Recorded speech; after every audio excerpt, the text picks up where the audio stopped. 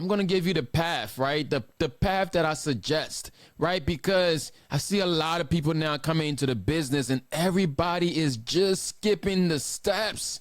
They're skipping the basic steps. They have these videos now that are telling you, hey, throw away your vinyl cutter. You don't need this. Hey, do this before you do that. Stop weeding, this and the third. But the truth of the matter is those people there, they really don't have the actual experience in apparel decorating. So today, from my expert knowledge, I want to teach you exactly what steps I recommend. When it comes to apparel decorating, what steps should you take as a beginner? What path would you recommend?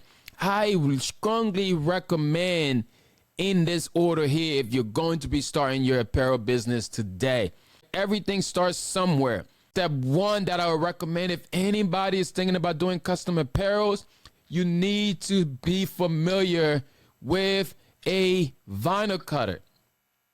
That would be the first thing I say you get familiar with. You figure out what vinyl cutter is going to work best for your budget. I strongly recommend a Silhouette Cameo, right? A Silhouette Cameo is going to be good for you to start.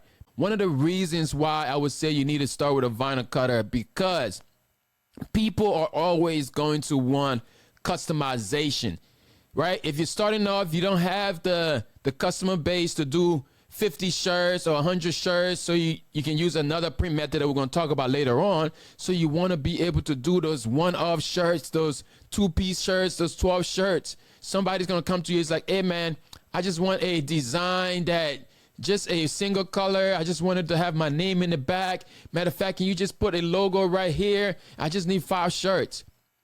You're not able to get like transfers for those 5 shirts because there's minimum to some companies, right? Nowadays, yes, there are some changes with DTF and all of that where you can order one. But if you don't know the basics, you're not going to be able to really survive in this thing here. You need to understand how a vinyl cutter works. Right? That's the basics. You need to know that. You need to spend some endless hours learning how to really weed vinyl. People hate weeding vinyl. That's why everybody's telling you, oh, now throw away your vinyl cutter. Oh, no, you shouldn't be using this weeding tool. Come on. That's the basics of apparel decorating. Every good professional expert in this game, we spend time with the vinyl cutter.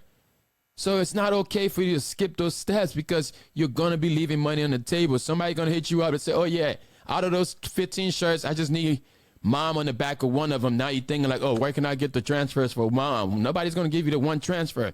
Then you got to go back to your vinyl cutter and turn that thing on to be able to use some easy weave vinyl or something like that to cut that name out the back, right? So you need to understand how a vinyl cutter works. That would be step one. All right, it's going to be your heat press and your vinyl cutter. And that's going to be with, like I said, it's Silhouette Cameo, right? Now they got all the expensive ones or the bigger ones. Now they got the bigger Silhouette Cameos that you can get into. But I still use my Silhouette Cameo number 3, right? Unless somebody want to send me a new one or something like that. But I still use my 3. You understand? Because like I don't use it as much, but I know the basics of a vinyl cutter. I know how to take an image from anywhere in the world on the internet, bring it into that Cameo, and be able to turn that into a cuttable file. You need to understand how vinyl cutters works, how you can add trace marks, how you can take away a certain part, how you can really tweak the image in a way that is able to be represented by what your customers want. A vinyl cutter is important in this business. Don't stay away from the vinyl cutter because you're seeing some person's Instagram or some person TikTok with them throwing it into the trash can. Best believe when they turned that video off, they went ahead and they picked that Cameo out of the trash can and they put it back on the shelf. Don't be fooled. That is the step one. That's the path I would take you through right now. Go ahead, find a vinyl cutter, get yourself a heat press. People are probably like, okay, what size heat press do I get? Honestly, if you can afford it, I would say get a 16 by 20 off of the jump. A 16 by 20 heat press is going to allow you to do like the 17 by 11 transfers. It's going to allow you to do those big images because the 15 by 15 is going to be a little tight. You're going to have to press multiple times. If you're doing 11 by 17, it's going to hang off a little bit, right? But if that's 15 by 15 is all you can afford, go for it. just grab yourself a vinyl cutter and a heat press and start practicing. Start telling people you can do shirts. Start cutting some stuff. Start messing up some stuff. Start putting things upside down. I'm telling you, you're going to do all of that. You're going to put images upside down. There's going to be some parts of the image you're going to forget to weed out. All those things there, you got to go through that. Don't skip it, because that's what's really going to give you the knowledge as your business starts to form. It starts to grow. So then step 2 in the path now that I would take you through, people are going to start reaching out to you and say, yo, man, I know, like, my daughter is graduating, or this person just passed away. I want to have their pictures on the shirt. Now, this part here is where you get into inkjet, right? I know, yes, you're going to say, oh, just get it on DTF. We're going to get to DTF. But at the beginning of your story, DTF is not, like, shouldn't be the all in all. Like, yes, I'm going right for DTF. Really, you need to understand how you can do this stuff at home without having to, at the beginning, outsource those work, right? Or, like, have to reach a certain minimum. DTF, you're going to have to reach a certain minimum. You're going to have to build big gang sheets. You're going to have to get more than 1 images. But if somebody just wants 5 shirts for their daughter's graduation, or their son's graduation, or they lost a family member, they want the rest in peace t-shirts with them on there, that's when you get into inkjet printing. Inkjet printing. So the inkjet printing, the paper you're going to need is like that 3G opaque. That paper there works within your printer, your regular home printer, the printer that you've been doing your homework on since you was in high school before you started about this business. You're going to use that paper. That's what's going to allow you to do the full color stuff at first. Yes, people are going to say, oh, yeah, it feels like paper, oh, this, that. But those shirts are one-offs. People are going to wear it one time. They're going to put it to rest. And that's what you're going to do with that. But the inkjet, I've spent, hours doing a lot of shirts, making a lot of money with my 3G opaque paper and my inkjet printer. That's the basics, y'all. A vinyl cutter for single color stuff, right? And then you're going to start getting some pictures. People want to read pictures. Grandma wants the grandkid on the shirt. They're going to reach out for one shirt. If you go to the mall today, people are still using inkjet transfers in the mall. There's still, like, somebody come to hey, can you put this picture on there? The mall is going to print that picture through an inkjet. The key here I would tell you to look for with an inkjet printer is to make sure you get a printer that has the function of borderless printing. Borderless printing. That means you're not going to have the white box around your images. It's going to be borderless. It's going to blend in. The image is going to go from, like, side to side. There is no borders around it. That's what people really want. I kind of hate to see the images with the white box around it. People don't want that, right? So your inkjet printer should have the functionality of borderless printing. That is step 2 of this path, right? Don't skip these. This is literally the steps that you should be taking. This is the steps that some of the experts that you're watching and listening to, these are the steps we took before we got into DTF. I know people are going to give me a lot of hate in the comments, but go ahead, drop it in the comments. Let me know your thoughts. Let's talk about it, right? And then eventually your business is going to bloom. We're going to pray that your business boom, because now you're creating your accounts on social media. You're posting, you're letting people know, word of mouth is going out. You're going to reach out to these companies or these churches, whatever your niche is. You're going to find your niche market, and you're going to let people know, yes, I do these. When I started, it was the churches. So now churches started getting the big orders, but I couldn't really do that with my vinyl cutter anymore, because you're going to graduate from the vinyl cutter. You're going to graduate. That means you were there and you graduated. You didn't skip it, right? You started there. Eventually now you're going to start getting big orders that's going to pass this 12 shirts. It's going to pass the 24 shirts. People are going to want more full color stuff, or still it's going to be a minimum that you're going to set. Now, when you start getting those minimums, you want to get into the next print method, which is going to be plastisol screen printed transfers. Plastisol screen printed transfers. Right? You can still do single color with those plastisol. I only really advise single color plastisol transfers.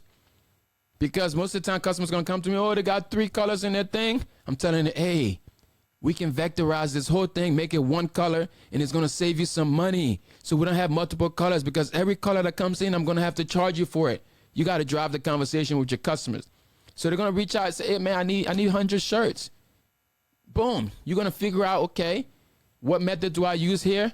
You're going to remember, oh, yeah, I remember E from Garment Creation told me that I can use plastisol transfers, single color ones. And you're going to grab yourself some plastisol.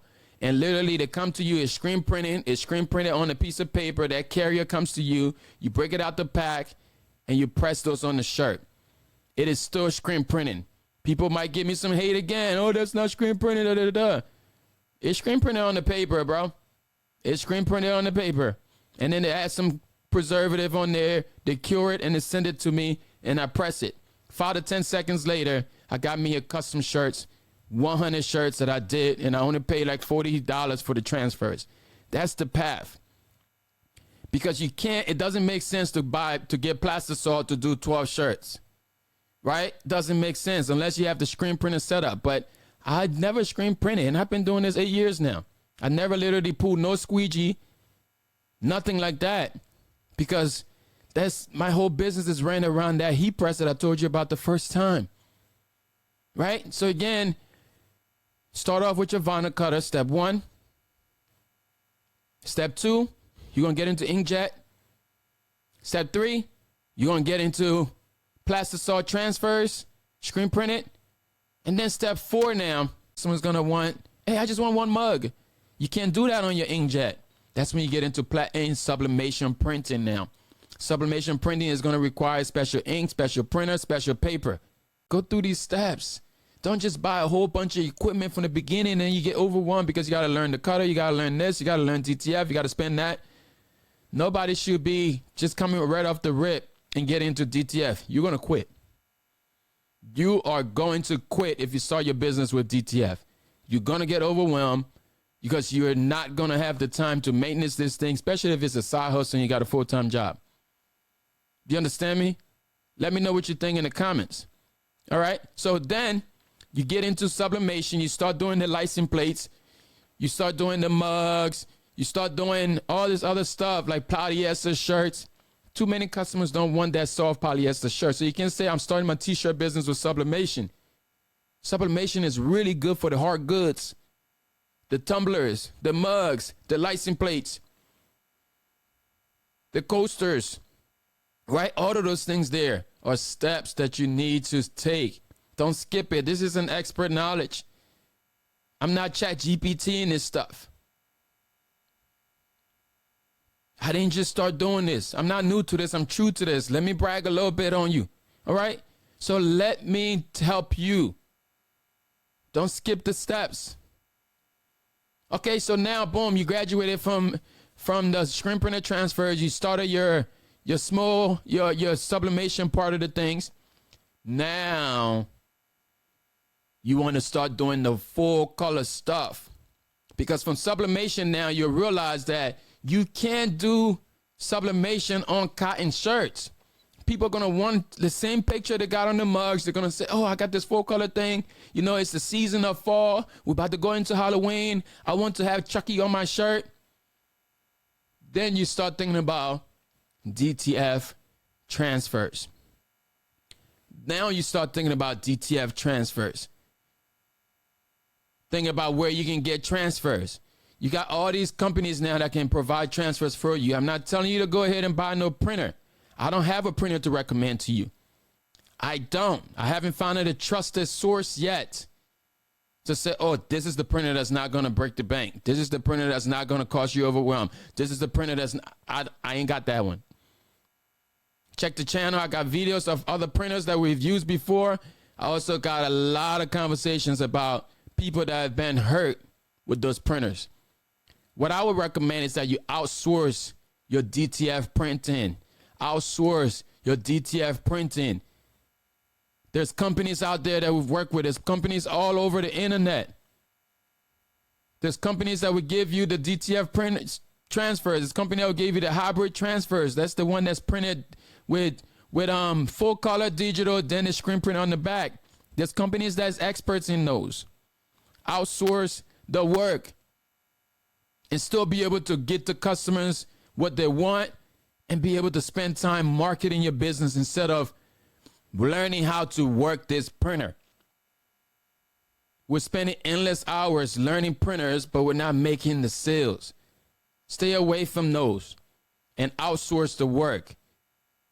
Outsource the work. There's companies that are professionals at this. They build their entire business on this stuff. Their entire business. I'm going to link some of the partners down below that's going to be able to help you in the DTF process, in these transfers process, with the heat press. All of those companies will be listed down below. The ones that I've worked with, the ones that I would recommend, they're all down in the description of the video. You understand? I'm trying to help you guys make good decisions so you're able to last in this industry.